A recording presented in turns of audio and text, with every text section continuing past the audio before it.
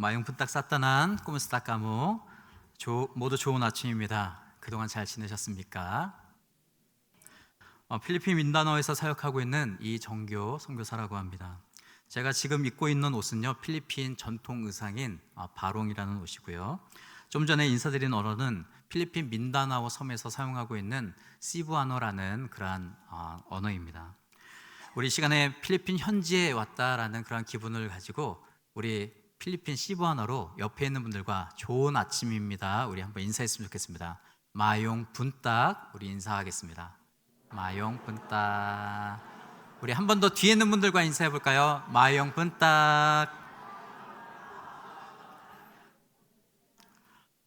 변함없는 사랑으로 저희 가정과 예수사랑교회를 위해서 기도해 주시고 또 후원해 주시는 우리 담임 목사님과 당회 장로님들 그리고 권사님 그리고 모든 성도님들께 진심으로 감사의 말씀을 드립니다. 여러분의 기도와 물질의 동역이 없었다면 감히 이 귀한 선교 사역을 감당할 수 없었을 것입니다. 이 자리를 빌어서 다시 한번 성소교회 모든 성도님들께 진심으로 감사의 말씀을 드립니다. 이 시간에는 강구와 간절함 사이에서라는 제목으로 하나님의 말씀을 증거하고 연이어서 선교 보고를 드리도록 하겠습니다. 아브라함은 100세에 얻은 늦둥이 아들과 알콩달콩 즐겁게 살아가고 있을 때 하나님은 갑자기 그에게 나타나셔서 이렇게 말씀하셨습니다. 내 아들, 내 사랑하는 독자 이삭을 죽여 번제물로 드리라. 그때 아브라함이 속으로 뭐라고 생각했겠습니까? 하나님, 왜 저를 시험하십니까? 그리고 하나님, 왜 하필 이때입니까? 라고 고백하지 않았을까요? 요셉은 부모님의 편애를 받으며 세상을 다 가진 것처럼 살아가고 있을 때 이를 질투하던 형들로부터 노예로 팔려가게 되었습니다. 노예 신분이었지만 요셉은 이집트 바로의 신하요 친위대장이었던 보디발의 가정집사로 들어가서 열심히 일하며 인정받고 있었을 때 억울하게 누명을 뒤집어 쓰고 다시 감옥으로 내려가게 되었습니다. 그때 요셉이 하나님 앞에 뭐라고 이야기했겠습니까? 하나님, 저한테 왜 이러십니까? 하나님, 왜 하필 이때입니까? 라고 했겠죠. 모세는 히브리 민족 역사의 전대비문의 출애굽이라는 한 획을 긋고 승승장구하다가 드디어 가나안 땅을 눈앞에 두게 되었습니다. 그때 하나님께서 모세에게 나타나셔서 이렇게 말씀하셨습니다. 모세야, 너는 저리로 들어가지 못할 거야. 너는 이곳에서 생을 마감할 거야 라고 말씀하셨습니다. 그때 모세는 하나님께 뭐라고 이야기했겠습니까? 하나님, 왜 하필 이때입니까? 저기 가나안 땅이 눈앞에 보이는데요. 여호수아는 200만이 넘는 이스라엘 백성들을 이끌고 홍해바다를 건넜던 스승 모세가 죽은 이후에 그와 견줄 만한 탁월한 리더십을 요단강 앞에서 보여주어야 했습니다.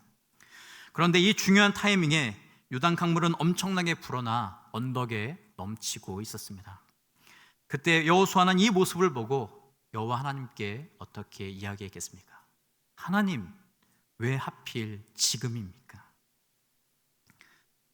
오늘 본문의 회당장 야이로가 병들어 죽어가는 자신의 딸을 위해서 무리 사이에 계신 예수님께로 찾아왔습니다. 이는 자신의 우월적인 신분과 사회적인 지위, 명예, 자존심을 다 내려놓는 행위였습니다.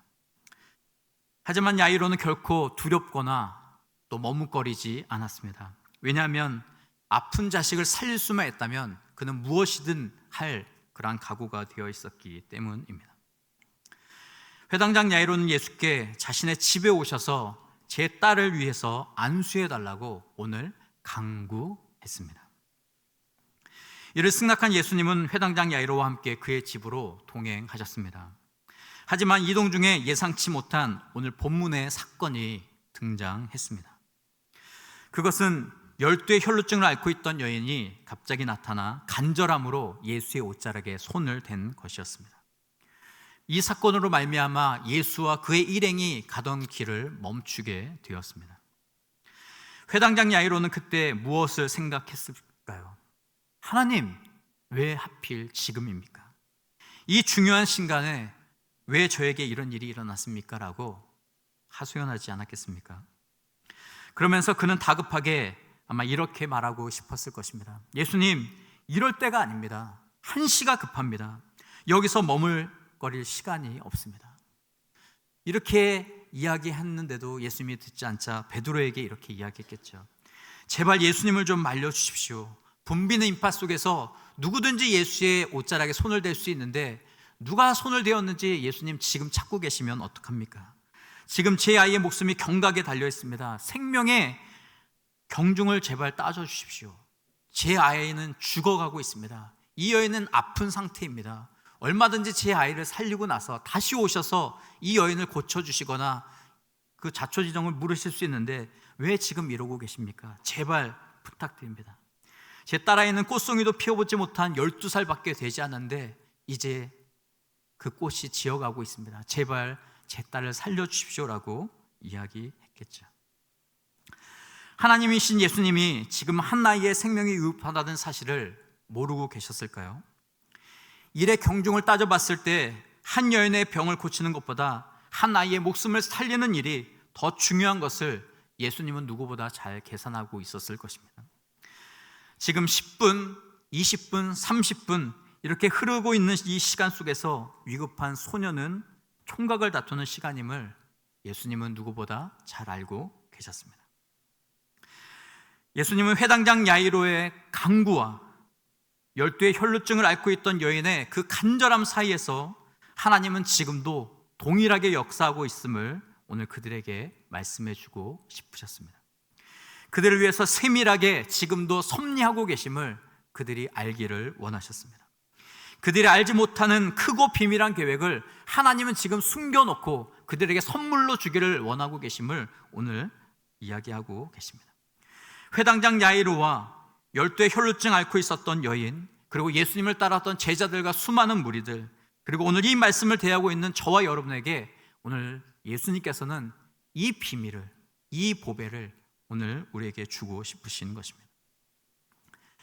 2014년도 저희 가정은요, 필리핀 민다나오로 선교사 파송을 받게 되었습니다. 언어 훈련을 위해서 처음 민다나오 북쪽에 위치한 붓두안이라는 곳에 가서 짐을 풀게 되었습니다. 그런데 이삿짐을 정리하던 중에 갑자기 극심한 허리 통증을 경험하게 되었습니다. 살아생전에 한 번도 경험해 보지 못했던 그런 아픔이라 배를 움켜쥐고 바닥을 대굴대굴 구르면서 식을땀을 흘려야만 했습니다. 병원에 가서 검사해 봤더니 병명이 요로결석이었습니다. 그런데 의사는 우리 병원에서 진단을 할 수 있는데 치료할 기계가 없기 때문에 여기서 7시간 떨어진 다바오로 내려가라고 이야기했습니다.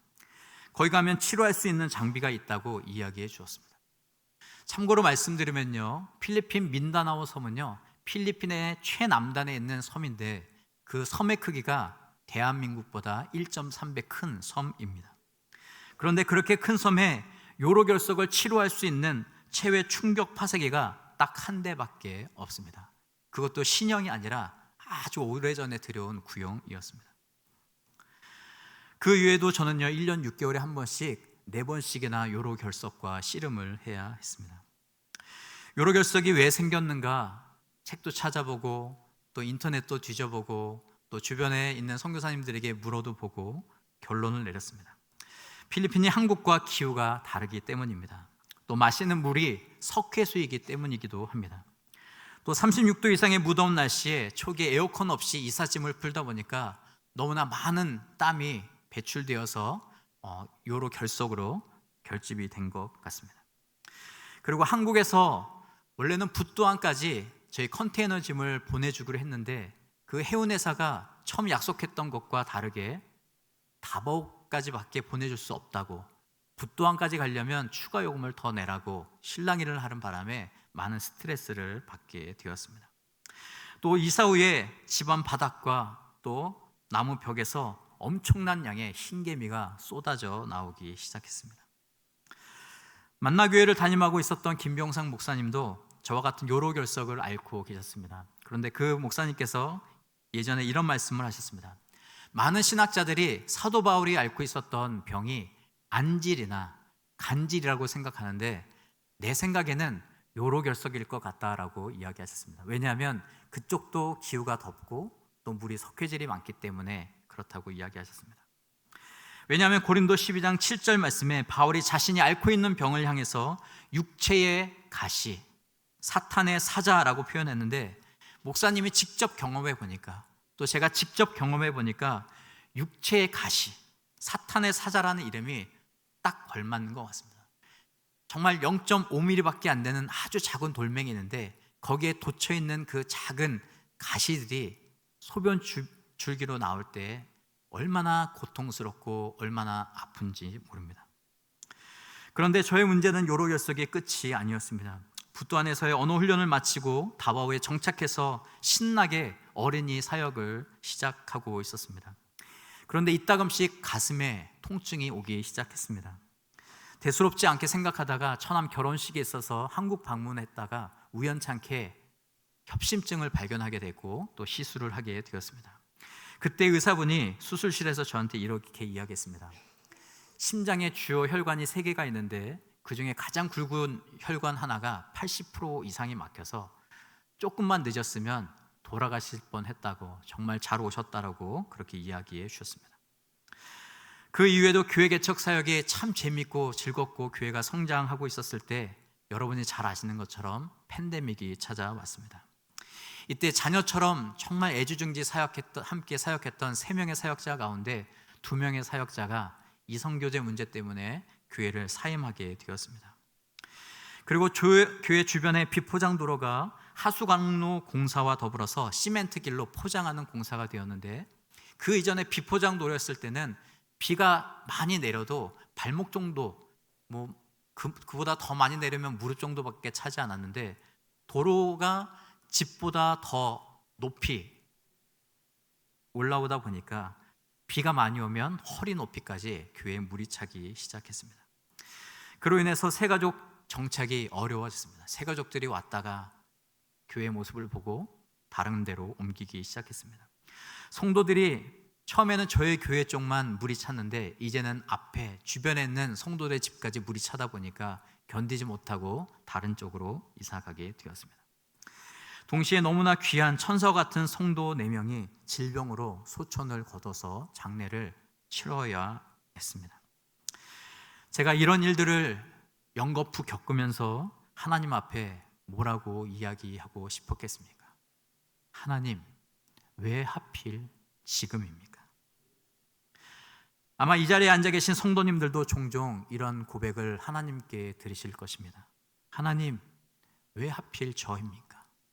하나님, 왜 하필 지금입니까? 우리는 이따금씩 흐름의 멈춤과 속도의 더딤, 기도의 응답의 늦어짐을 경험하게 됩니다. 마치 하나님이 안 계신 것처럼, 하나님이 침묵하신 것처럼, 하나님이 팔짱 끼고 계신 것처럼, 하나님이 나로부터 등을 돌리시고 계신 것처럼 느껴질 때가 있습니다. 또한 이런 뜻하지 않은 일들로 우리가 속한 공동체 안에서 원치 않은 갈등과 이해관계의 충돌과 불협화음을 경험하기도 합니다. 그로 인해 마음의 불편함과 불안감을 느끼기도 합니다. 그럴 때 우리는 소망 가운데 잠잠히 하나님의 때를 기다리기보다 우리가 겪고 있는 여러 가지 상황과 어려움들 때문에 하나님 앞에 선함을 표출하고 하나님을 원망하고 불평할 때가 많이 있습니다. 이미 이 모든 것을 다 하시는 하나님이 일부러 그의 도우심의 손길을 차단해버리고 방해하고 있는 것과 같은 그러한 가슴 답답함을 아마 여러분도 경험하고 계실지 모르겠습니다. 그렇다면 왜 하나님은 이런 일을 우리로 하여금 경험하게 하실까요? 왜 하나님은 이러한 시련과 아픔과 어려움들을 우리 자녀들로 하여금 경험하게 하실까요? 예수님은 회당장 야이로의 강구와 또 혈루증 여인의 간절함 사이에서 일어난 일을 통해서 우리에게 무엇을 깨닫게 하고 싶으신 것일까요? 오늘 마태복음 9장 18절 말씀을 보면요, 회당장 야이로가 이렇게 고백합니다. 예수님, 내 딸이 방금 죽었사오니 오셔서 그의 몸에 손을 얹어 주셔서 그러면 살겠나이다 이야기합니다. 마가복음 5장 28절에 보면요, 열대 혈루증 앓던 여인이 이런 생각을 합니다. 내가 그의 옷자락에 손만 대어도 나을 것이다. 구원을 받을 것이다. 오늘 회당장 야이로와 혈루증 여인의 믿음의 고백을 여러분 자세히 주목해 보시기 바랍니다. 여기서 우리는 한 가지의 공통점을 발견해 볼 수 있습니다. 그것은 바로 손으로 터치하고 있다는 것입니다. 회당장 야이로의 고백 보십시오. 예수님이 내 딸의 몸에 손을 얹으시면 살아날 것입니다. 예수님이 능동자로서 내 딸의 몸에 손을 대시면 그가 살아날 것입니다 이야기합니다. 반대로 혈루증에 앓고 있었던 여인은요, 내가 예수님의 옷에 손만 대어도 내가 나을 것입니다. 내가 능동자로서 예수님이 지나가고 계시는데, 가만히 계시는데 내가 그의 옷자락을 만져도 내가 나을 것입니다 라고 이야기합니다. 여기서 가장 중요한 것은요, 누가 먼저 손을 대었느냐가 아닙니다. 오늘 이 말씀의 핵심은요, 우리가 믿는 예수가 바로 생명샘이라는 것, 생명의 근원이라는 것, 생명의 말씀과 생명의 약속과 생명의 주시라는 것, 그분이 생명의 떡과 생명의 빛이고 불멸의 생명의 능력과 생명의 원천 그 자체라는 것입니다. 구약에서 혈루증은요, 문둥병과 함께 부정한 병으로 인식되었습니다. 레위기 15장을 보면요, 오늘 열대 혈루증을 앓았던 여인은요 계속 하혈을 하게 되었습니다. 피가 유출을 되었습니다. 그런데 그 기간이 무려 12년이라는 시간이었습니다. 여러분, 여성들이 한 달에 한 번씩 생리를 하시지 않습니까? 그 기간이 얼마나 힘들고 어려운지 모릅니다. 그런데 이 여인은 무려 12년 동안 생리를 해야만 했습니다. 사실 12년이라는 기간은요, 꼬마 유치원생이 초등학교에 입학해서 고등학교를 졸업하는 그 나이입니다. 기나긴 시간입니다. 그런데 오늘 이 여인은 이 기나긴 세월 동안 하혈의 고통만 가중될 뿐이었습니다. 의사를 찾아갔습니다. 자신의 재산을 다 들여서 치유받기를 원했습니다. 그러나 의사들을 통해서 더 아픔과 고통이 가중될 뿐이었습니다. 게다가 그녀의 잠자리를 만졌던 사람, 그녀가 누웠던 곳, 그녀가 앉았던 자리, 그녀가 만지는 모든 사람들은 다 부정해지게 되었습니다. 그렇기 때문에 구약 이스라엘 백성들은 문둥병과 혈루증을 앓고 있는 이들을 사회로부터, 공동체로부터 분리시켜 따로 지내게 했습니다. 만약 그렇게 하지 않으면 그 한 사람의 부정함 때문에 이스라엘 공동체 전체가 부정하게 되어서 하나님 앞에 죽임을 당할 수 있었기 때문이었습니다. 처음 이 규례가 만들어졌던 것은 그들을 차별하기 위함이 아니었습니다. 그들을 왕따시키기 위함이 아니었습니다. 그들을 보호하고 그들을 치유하고 그들을 회복시키기 위함이었습니다. 그런데 시간이 지나가면서 율법이 변질되고 또 율법이 훼손되면서 문둥병과 혈루증으로 고통받는 자들에게 오히려 많은 사람들이 빨간 딱지를 붙이면서 공동체로부터, 사회로부터, 교회로부터, 가정으로부터 퇴출시켜버리는 지경에 이르게 되었습니다. 그런데 이런 율법의 규례가 오늘 예수님 당시의 유대 공동체 가운데 그대로 적용되고 있었습니다. 만약 이 여인이 귀여운 여성이었다면 어떻겠습니까?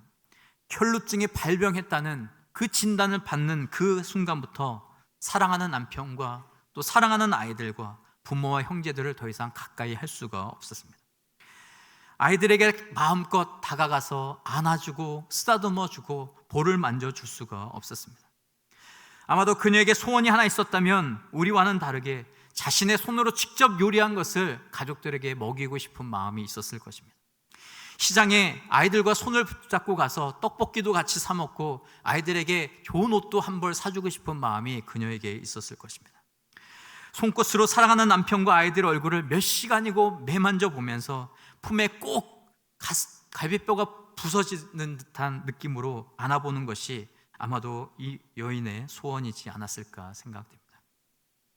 그러나 그녀는 이러한 평범한 일상을 한순간도 경험해 볼 수 없었습니다. 게다가 이 여인은요, 많은 사람들이 있는 장소에 접근할 수가 없었습니다. 특히 하나님 앞에 예배드리는 성전에는 일절 접근이 금지되었습니다. 여러분, 마음이 괴로울 때요, 또 마음이 상했을 때 여러분 어떻게 합니까? 하나님의 성전에 올라가서 예배당에 와서 하염없이 눈물을 흘리고 내 마음의 억울함을 토로하고 하나님 앞에 부르짖는 것, 그거 당연한 일이지 않습니까? 그런데 이런 하나님의 영적인 교제가 누구보다도 가장 필요한 이 여인에게는 오늘 금지되고 있었다는 사실입니다. 그녀는 무려 12년 동안 이렇게 부정한 왕따로 살아갈 수밖에 없었습니다. 하나님과 사람들에게 불결하고 부정한 기피거리가 되어가고 있었습니다. 이 얼마나 괴롭고 비극적인 일이었습니까? 그런데 오늘 이 여인이 예수님에 대한 소문을 듣게 되었습니다. 예수님이 하셨던 일들, 예수가 어떤 분인지 듣게 되었습니다. 그리고 이 여인은 큰 각오를 하게 되는데, 내가 죽으면 죽으리다라는 각오를 가지고 예수님이 지나시는 그 길목에 서 있다가 많은 사람들의 눈을 피해서 예수님께 가까이 가서 그의 옷자락을 만질 것이다. 그러면 나는 구원받고 나는 치료받을 수 있을 것이다 라는 믿음이 생기게 되었습니다. 그런데 여러분, 이 여인이 어떤 여인입니까? 부정한 여인이었습니다. 많은 사람들이 모이는 곳에 가서는 안 되는 사람이었습니다. 만약 들통이라도 나면 율법의 규례를 어겼기 때문에 많은 무리들로부터 돌팔매질을 당해서 죽임을 당할 수 있는 그런 상황 가운데 직면할 수 있었습니다. 그런데도 그녀는 인생에 한 번밖에 올 수 없는 이 기회를 놓치고 싶지 않았습니다.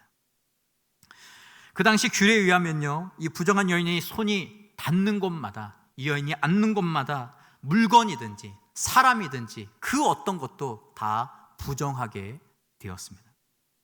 심지어 예수님마저도 사람이셨기 때문에 부정해질 수밖에 없었습니다.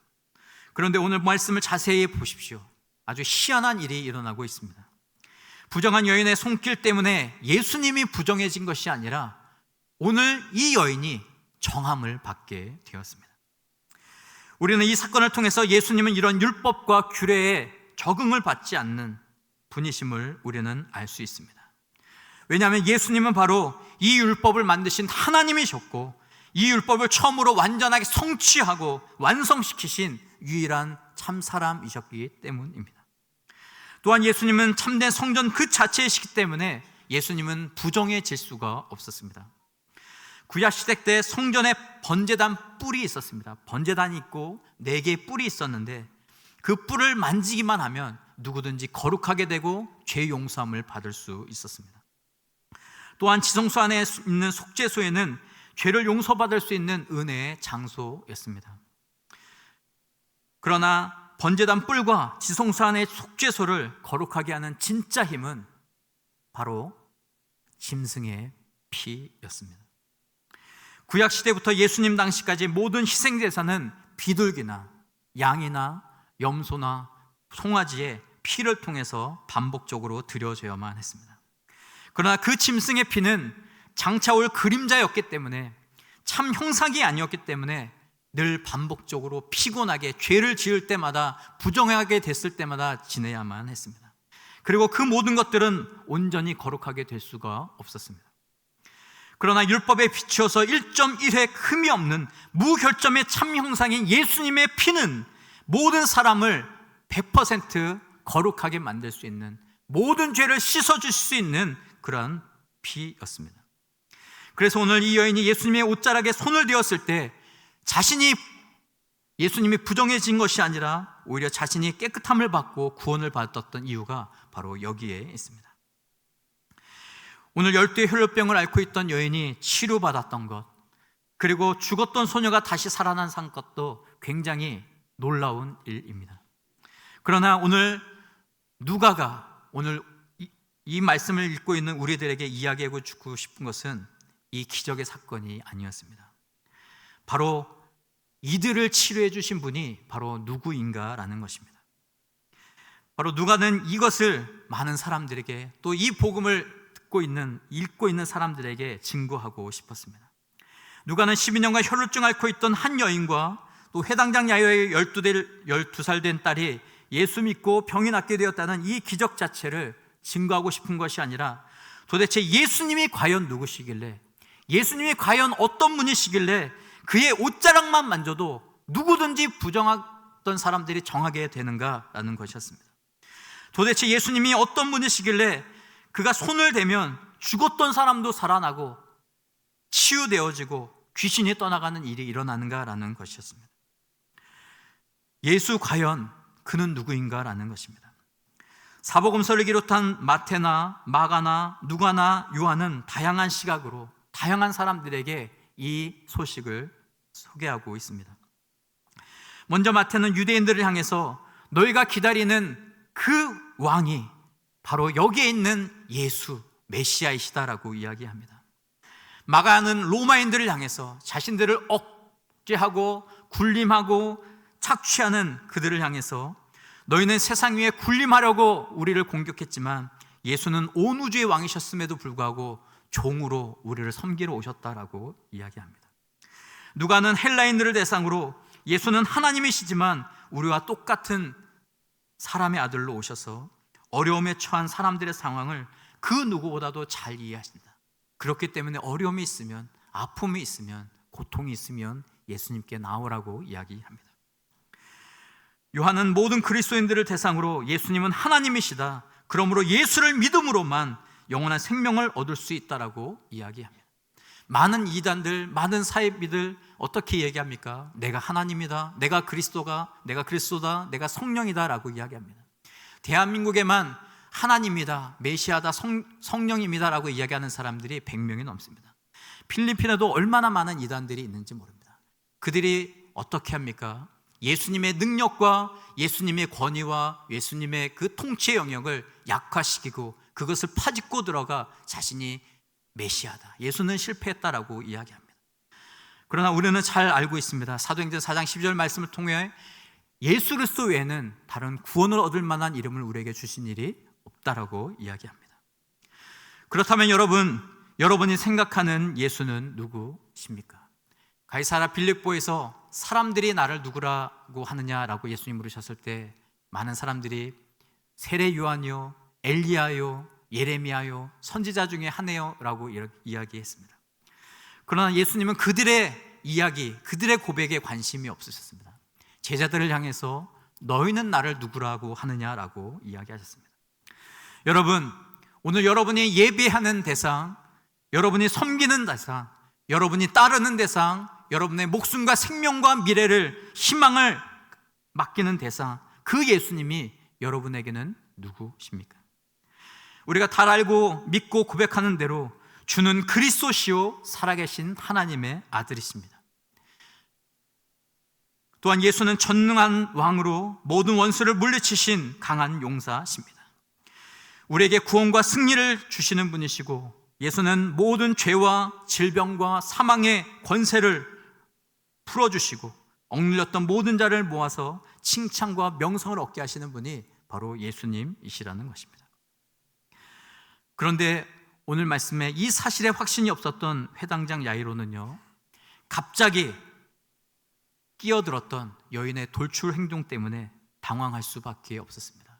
짜증이 날 수밖에 없었습니다. 시간이 지연돼서 내 딸아이의 목숨이 경각에 달려있기 때문이었습니다. 그리고 딸아이가 죽었다는 소식을 듣고 실망과 좌절감에 빠질 수밖에 없었습니다. 그리고 열두의 혈루증 앓았던 여인은요, 예수님을 향한 믿음이 부족했기 때문에 내 몸에 손을 댄 자가 누구냐라고 예수님 물으셨을 때 사시나무 떨듯이 두려워할 수밖에 없었습니다. 그러나 예수님은 회당장 야이로의 강구와 오늘 혈루증 여인의 간절함 사이에서 나타난 그 시간의 더딤과 지연과 멈춤과 지체됨을 통해서 예수가 누구신지, 예수가 어떤 분인지, 예수가 어떤 일들을 행하셨고 앞으로 어떤 일들을 이루실 것인지를 분명히 보여주고 있습니다. 오늘 본문 말씀을 자세히 살펴보면요, 12이라는 숫자가 2번이나 반복되고 있습니다. 성경에서 같은 단어가 반복된다는 것은 그만큼 중요하기 때문에 그 성경을 기록했던 저자가 여러분에게, 저에게 꼭 알리고 싶은 메시지가 있기 때문입니다. 대개 성경에 나오는 12이라는 상징적인 숫자는요, 충만한 수로 하나님 나라의 회복을 이야기합니다.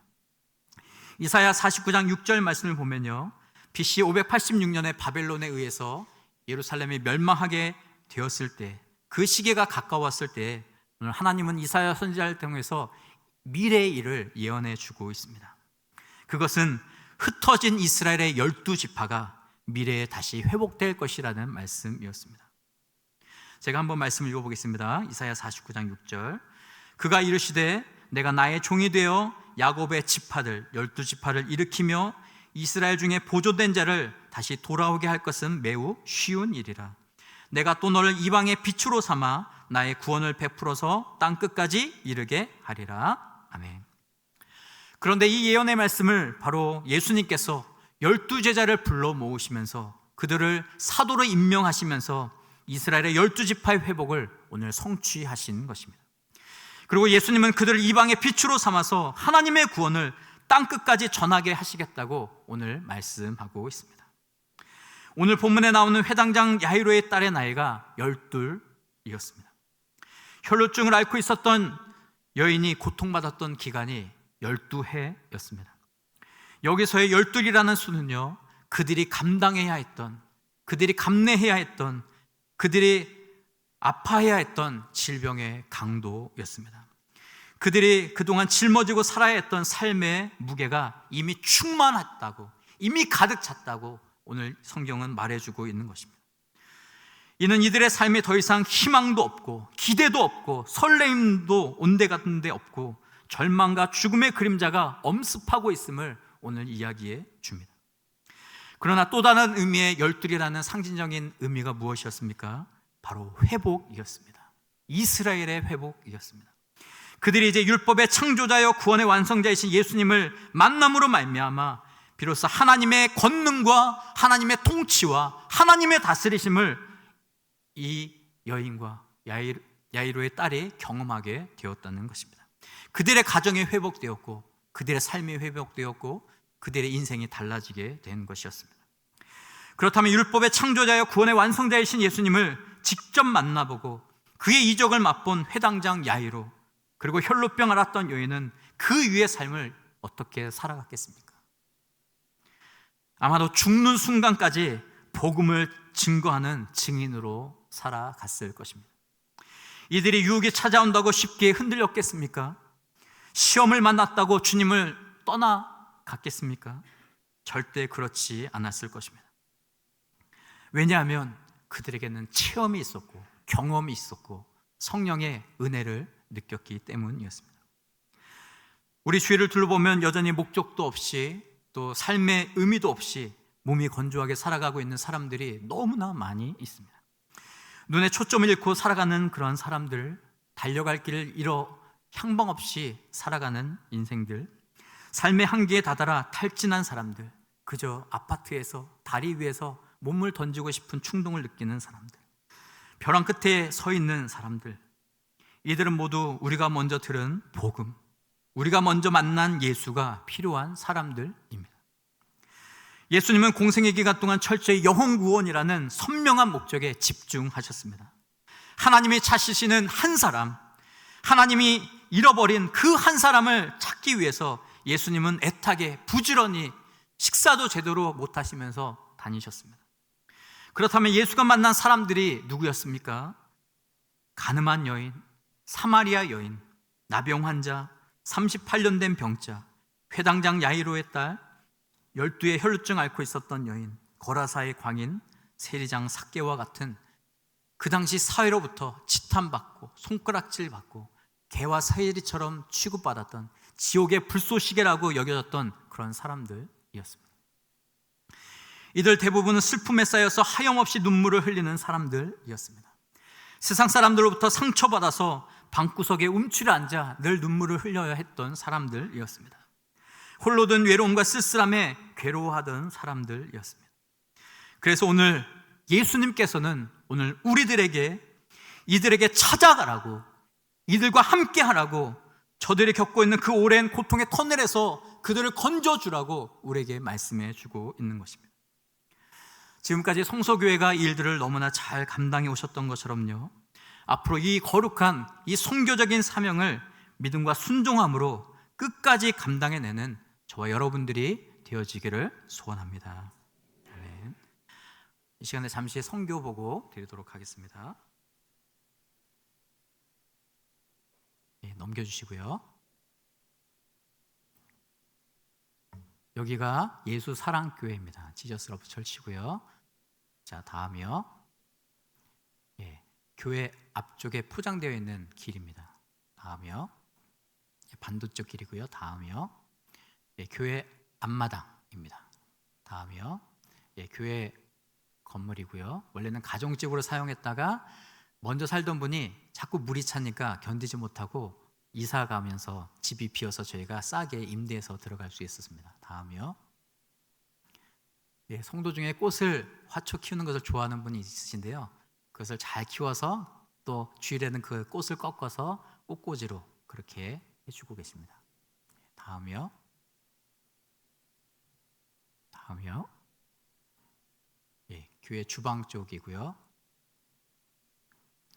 지금 사진에 보시면 가운데 계신 분이 지금 현재 주인 되시는데요. 원래 저희 교회가 있는 스프링밸리라는 그 빌리지가요, 원래는 원주인이 따로 있습니다. 그런데 이 땅 주인이 나라의 세금을 제대로 못 내다 보니까 많은 사람들이 무단으로 이 마을을 점거하고 살면서 지금은 원주인이 있고 그 다음에 현재 거주하고 있는 주인이 있습니다. 10년, 20년, 30년을 살다 보니까요, 권리를 주장할 수 있는 그런 사람들이 되었습니다. 그래서 그 권리증을 갖고 있는 분이 저 가운데 계신 분이고요. 현재 일본에서 살고 계신데 그 뒤에 있는 분은 아들님이시고, 그래도 저희 교회 상황을 잘 들으셔서 지금 저렴하게 교회를 임대해 주셨고, 원래 5월 이번 달까지가 계약 만료였는데 저희 상황을 잘 말씀드려서 교회가 다른 곳으로 이전하거나 그런 상황 때까지 교회가 계속 있을 수 있도록 배려해 주셨고요. 혹시라도 저희가 다른 곳에 옮기기가 쉽지 않으면 그냥 지금 현재 있는 자리를 이제 리노베이션 해가지고 예배당으로 써야 되는 그런 상황 가운데 있습니다. 그런데 원주인이 갑자기 나타나서 언제든지 비워라 그러면 모든 것을 내려놓고 나가야 되고요. 현주인이 갑자기 마음이 바뀌어서 뭐 10년 계약을 했는데 갑자기 리노베이션해서 너무 좋아져서 나가주세요 그러면 나가야 되는 그런 상황이기도 합니다. 다음이요. 예수사랑교회 침수 피해가 한 5년 정도 계속되고 있는데요. 예, 비가 좀 작게 왔을 때 발목에서 무릎 정도 찹니다. 다음이요. 예, 다음이요. 이제 조금 수위가 높아지면 이제 침대까지 차게 되고요. 다음이요. 저기 보시면은 그 피아노 그 키보드 스탠드까지 물이 찹니다. 다음이요. 예, 다음이요. 지금 현재 그 사역자 제리라는 친구와 그 아버님이 지금 뇌출혈로 투병 중이신데 함께 지금 지내고 계십니다. 예, 다음이요. 예, 침대 밑까지 물이 찬 모습이고요. 예, 가운데 보시면은 저쪽에 있는 게 변기입니다. 그러니까 비가 많이 오면요 볼 일도 못 봅니다. 또 가끔 가다가 크다란 그 팔뚝만한 물고기가 들어와서요 그거를 잡아먹는 저희 사역자도 있었습니다. 네, 다음이요. 그래서 새로운 교회 부지 찾기를 위해서 프로젝트를 지금 하고 있습니다. 다음이요. 그래서 성도님들과 함께 또 주변에 있는 동료 선교사님들 또 주변에 있는 분들에게 자꾸 소문내고 부탁해서 좋은 이제 장소가 있는지를 계속 추천받고 있으면 찾아가서 연락하고 또 변호사를 만나는 일을 하고 있습니다. 예, 쭉 넘겨주시면 됩니다. 그러니까 필리핀은 공인중개사가 없습니다. 부동산이 없다 보니까요 저렇게 집 앞에다가 현수막을 걸어서 연락처를 남기고 이제 땅이 몇 평 정도 되는지, 필리핀은 스퀘어라고 하는데 몇 스퀘어 정도 되는지, 가격은 얼마든지 그런 걸 직접 물어보고 그 다음에 땅 토지 문서가 깨끗한지, 왜냐하면 스페인, 뭐 일본, 미국에 식민지로 살다 보니까요 먼저 지배하던 사람들이 땅을 정리하지 않고 필리핀 사람들한테 주고 그냥 가다 보니까 서류 정리가 안 되는 경우가 있습니다. 제대로 상속이 되지 않고 나라에 세금을 내지 않고 그러다 보니까 살고는 있지만 매매를 할 수 없는 그런 일들이 많이 있습니다. 그리고 저희가 있는 지역이 도시 빈민가이기 때문에요 조금만 벗어나려고 해도 너무 가격이 비싸서 지금 좀 어려움을 겪고 있습니다. 그래서 성도님들과 함께 교회 부지를 알아보다가 이제 식사하는 장면이고요. 다음이요. 다음이요. 예, 이 장면도 그렇습니다. 다음이요. 지난 1월부터 5월 달까지 새로운 종교 부지라고 하면서 그렇지만 새로운 장소를 얻기 위해서 부단히 노력했다가요. 얼마 전에 교회에서 30분 거리에 인당안이라는 곳에 꽤 괜찮은 장소를 보게 되었습니다. 그 집의 주인 되시는 분인데요. 이 집에도 좀 문제가 있는 게 원주인이 있으신데 원주인은 그 증조 할머니신데 돌아가셨고 손자가 4명인, 자녀가 4명인데 4명 다 죽었고 그 손주 세 가정이 지금 그 권리를 행사할 수 있는데 그동안 나라에 상속세나 세금을 내지 않았습니다. 그런데 그 중간에 지금 저 살고 계신 분한테 땅을 3분의 2 정도를 판매를 했습니다. 그런데 판매하면서 제대로 공증도 받지 않았고요. 그러니까 이런 복잡한 문제 때문에 그 집주인 되시는 분하고 원주인하고 변호사를 만났습니다. 자, 다음이요. 그 새롭게 본 집이고요. 다음. 이렇게 생겼습니다. 다음이요. 그러니까 한 100평 정도의 집이 있고요. 그 옆에 또 집을 짓지 않는 그러한 곳이 풀숲이 있습니다. 그 앞에 아직 비포장인 도로가 있고요. 집 안의 모습입니다. 다음이요. 그래서 지금 원주인하고 현재 살고 있는 집주인하고 이제 변호사를 같이 이제 시니어 저희 선교사님하고 한번 같이 만났었는데요. 그러니까 이 서류 정리가 안 되다 보니까 리스크가 있다고, 위험 부담이 있다고 변호사는 이야기해가지고요. 지금 진행은 하지 않고 과연 계약을 해도 되는 부분인지를 지금 의뢰를 해놓은 그런 상황입니다. 다음이요.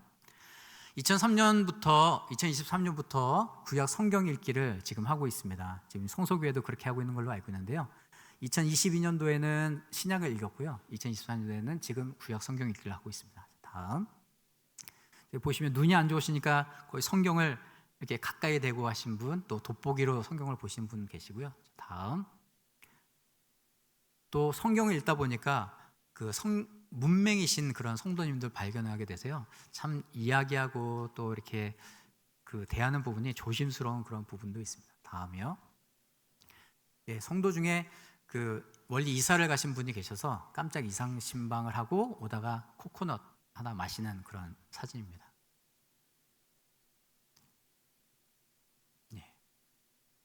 저 친구가 사역자 제리고요.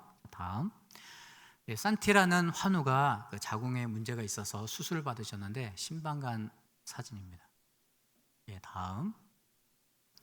마릴린이라는 성도 장례식이 저희가 들어오기 전에 있어서요. 잠깐 참석했었습니다. 다음. 그리고 출산 후 첫 예배를 드린 성도 가정이 있고요. 다음.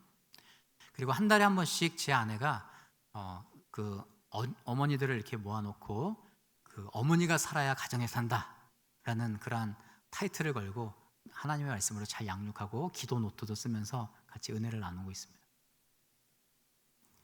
종료주일날 성찬식 하는 모습이고요.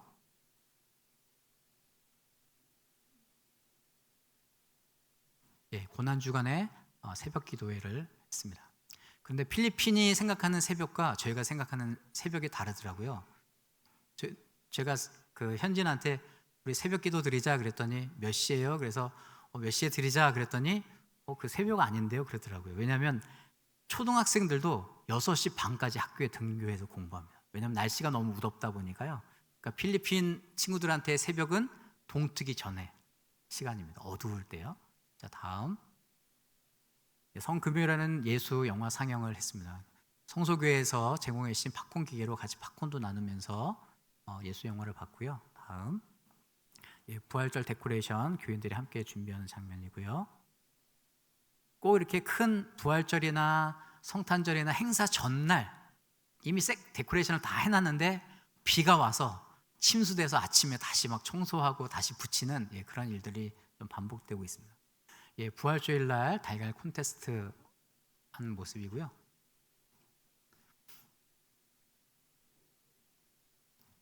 그리고 부활절 예배 드리는 모습입니다. 그리고 부활절 이후에 에그 헌팅이라고 달걀을 숨겨놓고 달걀을 찾는 그런 주일학교 아이들을 위한 행사도 하고 같이 런치 펠로우십도 같이 가졌습니다.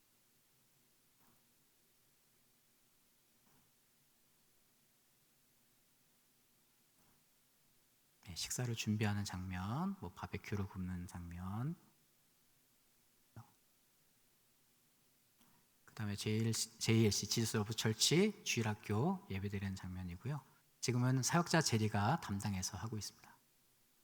그리고 그 한국으로 이야기하면 어버이 주일인데요. 필리핀은 Mother's Day하고 Father's Day를 따로 합니다. 그런데 이번에 처음으로 같이 묶어서 진행을 했는데요.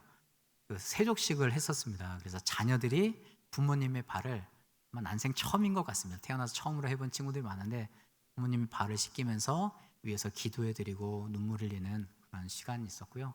저 가운데 참 상처 입은 가정들이 많습니다. 지금 딸아이가 가출해서 지금 한 달 이상 안 들어오는 그런 가정, 그래서 막 상담하면서 늘 눈물 흘리는 가정도 있고요. 제 아버지 같은 경우는 아픈 가정, 또 필리핀은 이혼 가정, 재혼 가정, 배다른 아이들이 함께 모여서 살아가는 일들이 너무나 많이 있습니다. 예, 그래서 같이 세족식하고 같이 선물 나누고 또 같이 기념사진 찍는 모습이고요. 저희 가운데 보시면은 남자애 같은데 여자애 같은 친구가 있죠. 저 친구를 위해서도 기도 중인데, 그러니까 듣기로는 어렸을 때 호르몬 주사를 좀 잘못 맞아서 여성성이 좀 발전됐다라고 하는데 약간 게이가 많이 있습니다. 동성연애도 아주 비일비재하고요. 모레 가면은 분명히 생김새는 마동석인데 여자 분장을 하고 다니시는 분들 예, 많이 계십니다. 그래서 그런 게 자연스러운 그런 나라고요. 그리고 8월 28일 날 드디어 제리가 결혼식을 하게 됩니다. 그래서 지금 교제하고 있는 자매고요.